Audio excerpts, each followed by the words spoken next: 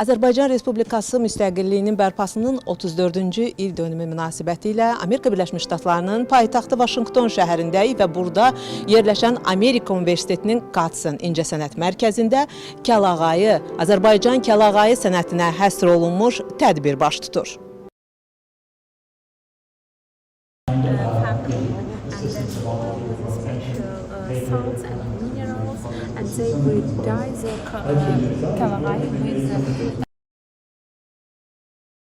Respublikanın Amerika Birləşmiş Ştatlarındakı Səfirliyi, Mədəniyyət Nazirliyi və Azərbaycanın Milli Xalça Muzeyinin birgə təşkilatçılığı ilə həyata keçirilir bu tədbir. İlk dəfə olaraq Azərbaycan Milli Xalça Muzeyinin kolleksiyalarından burada ABŞ-ın paytaxtı olan Vaşinqton şəhərində Hudson Arts mərkəzində nümayiş olunur.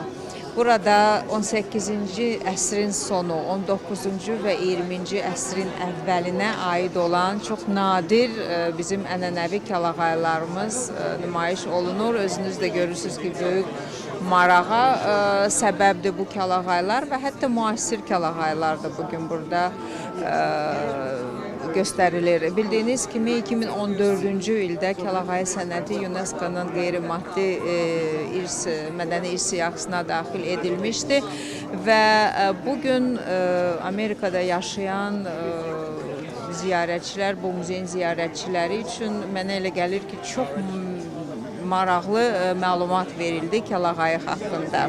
Very happy to see that from the National Carpet Museum of Azerbaijan, they brought Buradakı kəlağayların hamısı çox fərqlidir və hər birinin mənası ayrıdır. Amma mən çox sevindim ki, mənim kəlağaylar haqqında yazdığım məqaləmin əvvəlində nümunə kimi istifadə etdiyim eyni kəlağayını gətiriblər. Bu kəlağayı anonim bir sənətkar tərəfindən hazırlanıb. Üzərində butan axışı və çoxlu gözəl simvollar var. Mürəkkəb və maraqlı bir kompozisiya yaradılıb.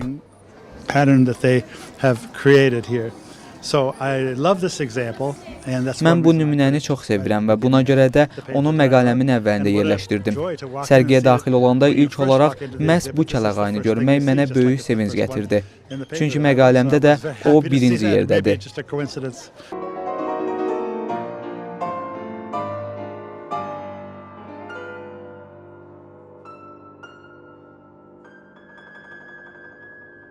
Tədbirin bədii hissəsinə gəldikdə isə Azərbaycanın əməkdar artisti, pianoçu Nərgiz Əliyarovun solo musiqi proqramı təqdim olundu.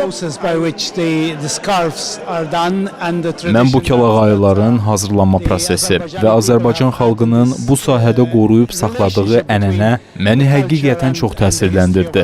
Bu, Azərbaycanın mədəniyyəti ilə tarixi arasında olan gözəl bir əlaqədir. Mən rənglərin mənası və bu şalların hansı hallarda istifadə olunması barədə çox şey öyrəndim. Əvvəllər başörtüyü və onun hazırlanması prosesi haqqında bir qədər eşitmişdim, amma bugün daha çox öyrənmək xoş oldu. Mən gələcəkdə Azərbaycana səfər etməyi və daha çox öyrənməyi səbirsizliklə gözləyirəm. Təşəkkür edirəm.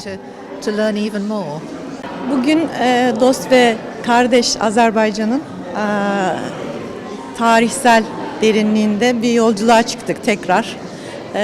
Kalagayi'yi açıkçası bilmiyordum, ismini bilmiyordum. Bu vesileyle öğrenmiş oldum. Ama bu gelenekten biraz haberdardım. Çok köklü, bizi geçmişe götüren, halkımızın ürünü.